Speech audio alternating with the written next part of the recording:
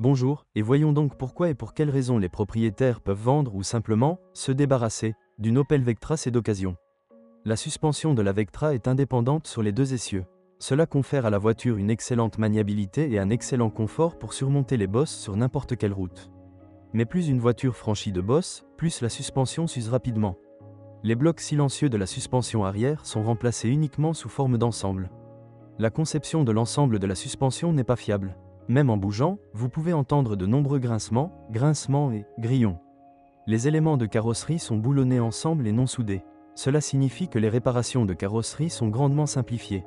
Il est vrai que les boulons ont tendance à rouiller, mais la carrosserie elle-même résiste assez longtemps à la corrosion grâce à la galvanisation et à une épaisse couche de peinture. Déjà dans la base, la Vectra C dispose de 2 airbags, de la climatisation, de vitres électriques et de sièges avant chauffants. Dans une voiture équipée d'un moteur de 2,2 litres, un volant multifonctionnel et des capteurs de pluie sont disponibles, et dans les modèles produits depuis 2005, un régulateur de vitesse a également été ajouté. Le salon est conçu dans un style minimaliste allemand. L'intérieur est décoré avec des matériaux de bonne qualité, faciles à nettoyer et conservant longtemps leur présentation.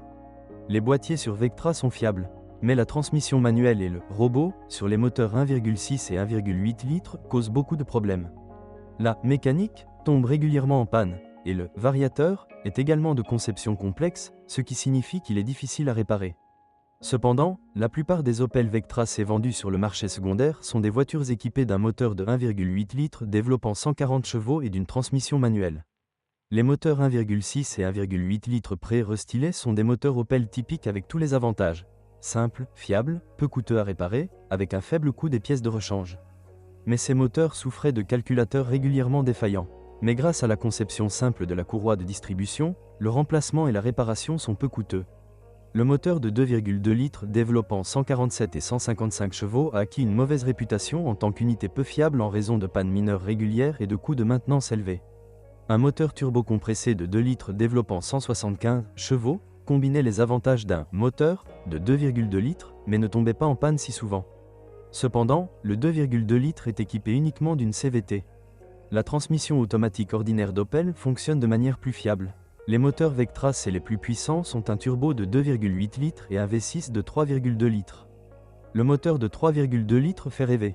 Il pose un minimum de problèmes, est prêt à parcourir des centaines de milliers de kilomètres et, grâce à la simplicité de sa conception, il n'est pas difficile à réparer.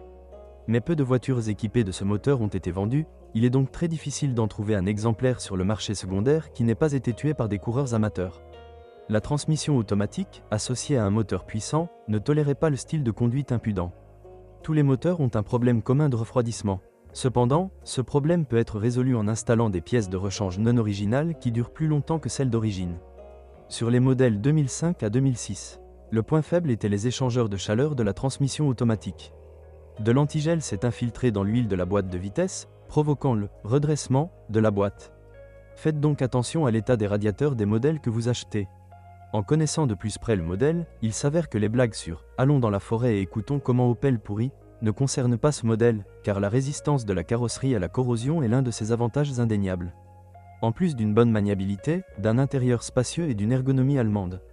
Mais au moment de choisir un modèle, il faudra oublier le design, il n'existe tout simplement pas. Mais vous n'aurez pas à dépenser beaucoup d'argent en réparation, mais vous devrez quand même entretenir et changer souvent les petites pièces. L'énorme variabilité de la gamme de moteurs est limitée par les transmissions avec lesquelles il fonctionne. La voiture est fiable, agréable à conduire et confortable.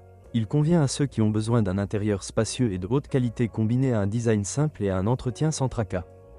Bonjour les amis. Vous cherchez une voiture d'occasion? Vous devez prêter attention au site web carm.pro. Carm.pro est grand catalogue de voitures, moteurs, boîtes de vitesse. Et le meilleur, c'est que vous pouvez trouver des informations sur les pannes de n'importe quelle pièce. Complètement gratuit. Allez sur le site web carm.pro et découvrez tous les éventuels points faibles des voitures d'occasion.